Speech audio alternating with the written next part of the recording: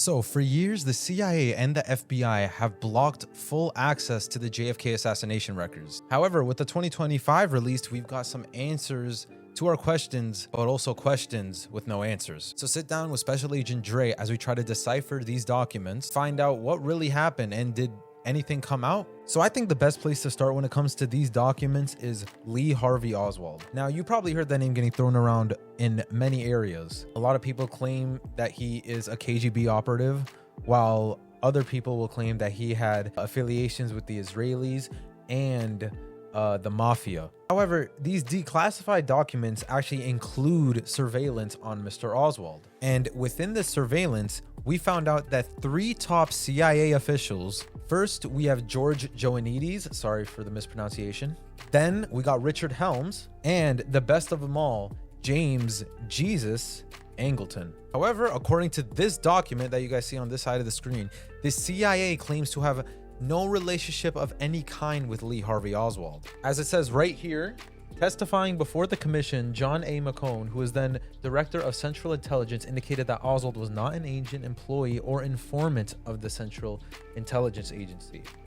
The agency never contacted him, interviewed him, talked with him, or solicited any reports or information from him.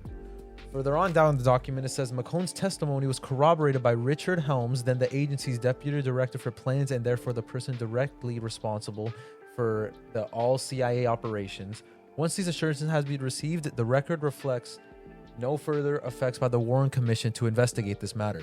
The committee sought to resolve the issue of Oswald's alleged association with the CIA by conducting an inquiry that went beyond the threshold level of obtaining statements from 2 of the agency's most senior officials. Instead, a more analytical investigative approach was utilized. First, an effort was made to identify circumstances either in Oswald's life or in the manner in which his case was handled by the CIA, which were potentially suggestive of an intelligence association of some kind. Then, an intensive file review was undertaken, which included both the CIA's 144-volume Oswald file and hundreds of others from the CIA. Further down this document says, in total, more than 125 persons, including 50 present and former CIA employees, were questioned regarding this issue.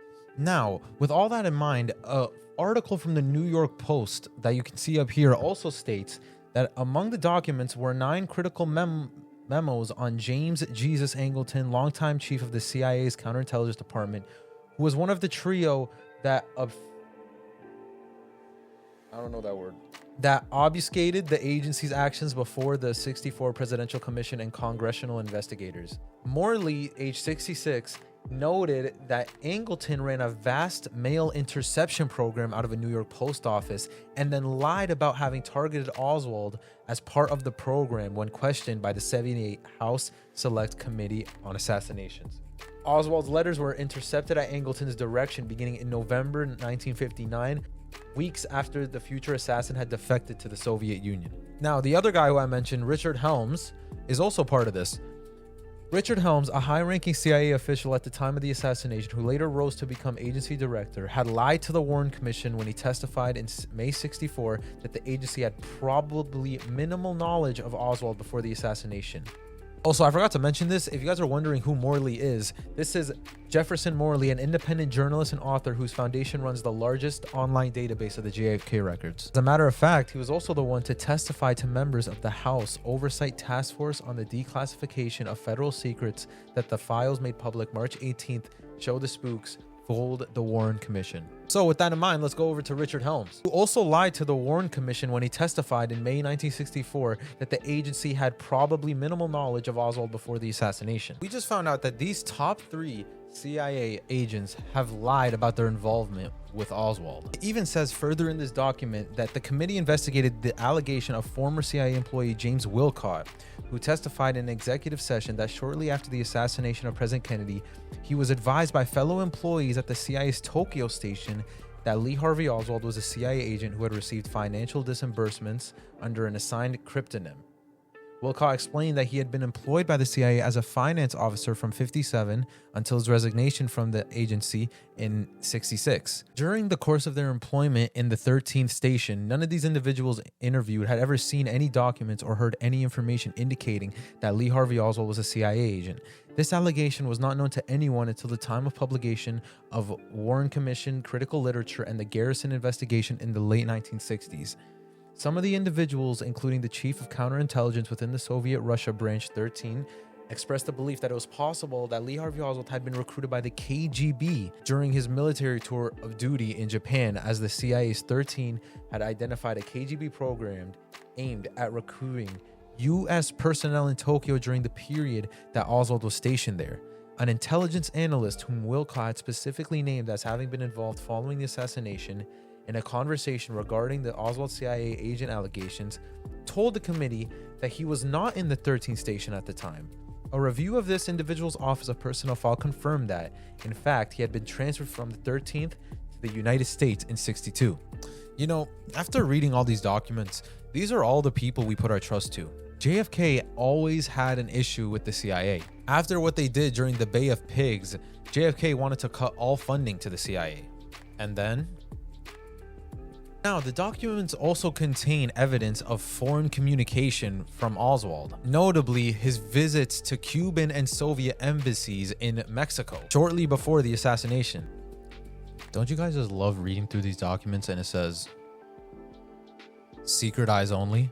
Anyways, I know this may not be directly in touch with this topic, but I feel like it has a lot to do with it, and it's a theory that most people bring up. You guys don't know, there was a stage of CIA covert operations known as Family Jewels. So let's go through it and let's read. Johnny Roselli, the use of a member of the mafia in an attempt to assassinate Fidel Castro. It says here, Project Mockingbird. During the period from 12th of March 1963 to 15th of June 1963, the office installed telephone taps on two Washington-based newsmen who were suspected of disclosing classified info obtained from a variety of governmental and congressional sources. Yuri Ivanovich Nosenko, who was a KGB defector who from the period of 13th August 65 to 27th of October 67 was confined in a specially constructed jail at redacted. He was literally confined in a cell behind bars with nothing but a cot in it for this period. Now, these operations is what made Kennedy provide funding to the CIA. The fact that there was these unauthorized domestic operations going on, and on top of that, during the Cold War and during the Bay of Pigs, it just shows that the CIA and JFK were not on the same page at all. And ultimately, this just goes to show the CIA's poor surveillance on someone like Oswald. The fact that he was making all these round trips and getting interrogated, the fact that he was making all these round trips to Tokyo during his tours and, you know, casually meeting up with KGB officers, I would start to think that that would maybe raise a whole lot of red flags. And on top of that, remember James Jesus Angleton? He had kept Oswald's file locked away from any of the other CIA top officials. Additionally, on top of all this, there was 10 witnesses who appeared missing, including Dorothy Kilgallen, a journalist who claimed to have inside information, dead in her apartment under mysterious conditions, and David Ferry, a known associate of Oswald, found just dead before he was set to testify. Now, the question is asked, was there more than one shooter? Well, the House Select Committee on Assassinations concluded in 1979 that there is a high probability of a second shooter. The evidence that support this is actually a phone call that upon listening, you can hear that there's 4 gunshots. You do the analysis from where the shooter or the bullet is said to come from, it would clearly show that that shot must have come from a grassy knoll that was nearby. Now, this is a common theory. There was actually many witnesses who actually claimed to see puffs of smoke and gunshots coming from the grassy knoll. So this is the best part of the video, if you ask me. I'm going to be throwing a bunch of theories at y'all, and y'all tell me in the comments which ones y'all think is most right, so which one's the craziest. I hope you guys know in this point of video, I'm not trying to push out my political view on any of this. If you guys don't already know, I'm more on the religious side of things than politics. I'm just here giving you guys as much info as I can.